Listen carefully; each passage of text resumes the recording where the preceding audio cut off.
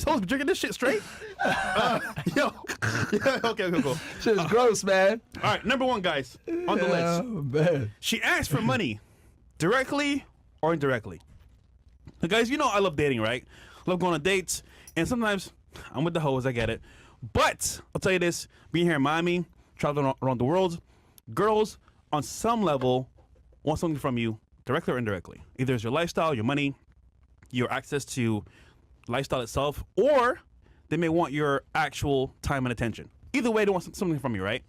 However, if a girl's asking you for money directly, let's say you meet her outside on a restaurant or a bar or club, says to you, "Okay, Poppy," or hey, Daddy, are you gonna take care of me? What does that mean? Typically, it means you're gonna pay for this box. That's our L304 right there. However, some are more cunning. What they'll do is they'll go home with you, have a good time, and then they go home and text you, "Babe, my tire popped on the way to work. Can you send me some money for the tire?" Or they may say, "Could you cash out me money for rent because rent is due?"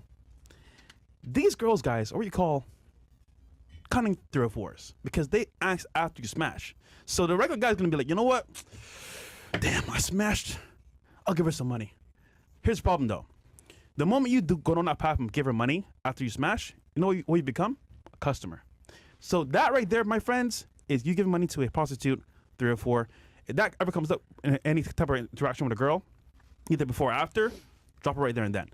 What you gotta say about that? Yeah, I mean, what they'll, I mean, it's one of the two. It's either they'll want it before or they'll do it after. But regardless of if money comes into the play, off rip, it's an issue, guys. It's an issue because that tells you that she's money motivated to deal with men and to deal with you. And actually, it's kind of a sign sometimes that you have lower sexual market value in her eyes, right? Because she looks at it as, okay, when you get with a girl, right, guys? And I'm using this for just to demonstrate as an example. It's the equivalent to like a handshake. It's an equal value exchange, right? But what a lot of girls will do is, if your sexual market value is low, is they'll treat it like a value loaded exchange. And what that means is she's like, okay, you're so low sexual market value wise that you need to, not only are you like hooking up with me isn't enough, you need to add to that and compensate me financially because I am of higher status than you. Okay? That's literally what it means when you're paying a chick to hook up. She's implying that you're not enough. You need to compensate me for this with money. That's what it means if we're going to break it down on a bare bones level. So if chicks are trying to charge you or anything else like that, that's a good indication that you're fucking up somewhere. And we had a show after I was with some girls. A girl in the middle, Miss Cash App. She was kidding. Yeah. No, she wasn't. She was actually being serious. Oh, yeah, she dead ass. Her actual requirement for you to go on a date with her or even like talk to her is to Cash App her. Now, you might say it's funny, haha. Guys, that is actually a lot of girls nowadays. Facts. In respect to their actual wants from you is money. And they could care less about how you look, you know, where you're from, where you're about. Once you're paying, they're down for it.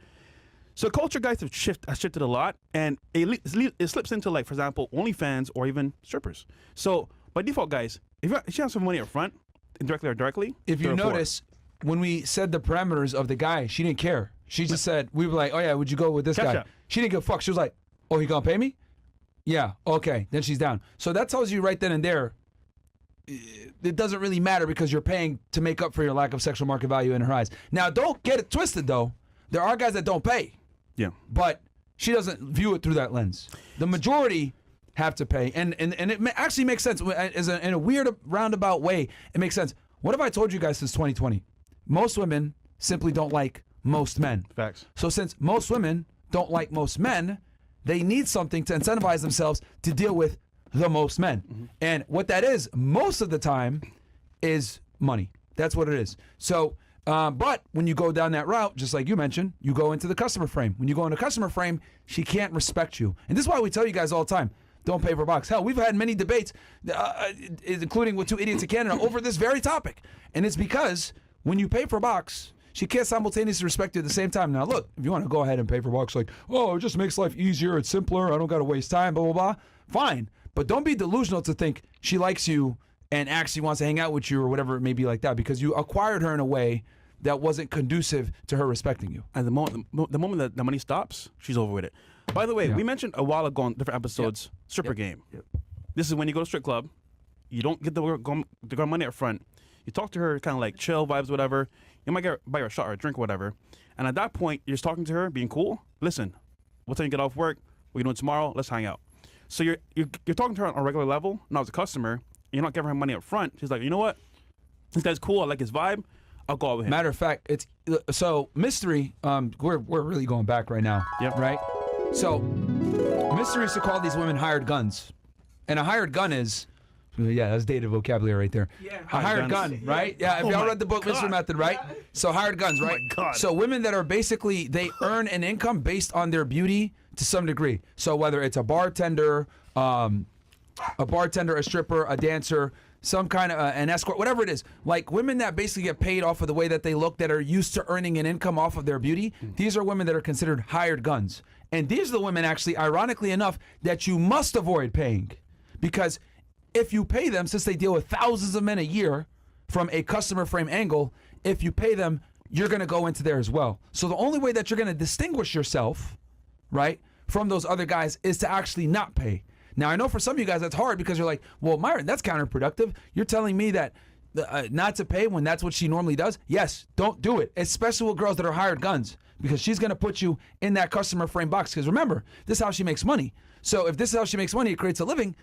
Girls are pretty smart about not shitting where they eat sometimes, a lot of the times. They're better at it than men. Like, I ain't getting girls calling to the show saying, yeah, there's a guy at work and I want to smash him. Like, should I do it? Chicks don't, like, do that dumb shit. But the guys, though, yeah, bro, this girl, I work with her. I might lose my job, but I want to smash. Like, they're not as incentivized to make stupid sexual decisions that can compromise their money. Versus men absolutely are. Facts. Guys, try this at home if you don't mind. Let's say you're outside, you meet a girl, right? She might live in a nice apartment. She might have a nice, like, house. And you're like, wait, how's she paying for this stuff? Ask her directly, what do you do for work?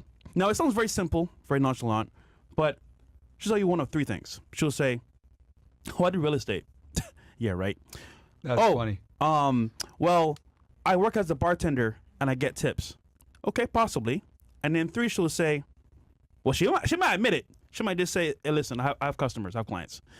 And more often than not, especially in Miami, that's a real thing, guys. Like, girls out here literally are selling to pay rent and other activities. I'll tell you this right now, man. Any expensive major city. The worst thing you can do is meet one of these girls and think that, like, she's normal when she's not, and then wipe her up. Listen, have fun all day. Don't pay. Enjoy that experience. But the moment you enter that frame and take her serious as a 3 or 4, you already lost that battle. And again, guys, you think you're special in that scenario? You're not. Other guys are paying too. So if you're going to pay like that, just know you're another customer, and the love and respect is not there at all. So that's number one. If she asks for money directly or indirectly, 3 or 4, run away, run to the hills, guys.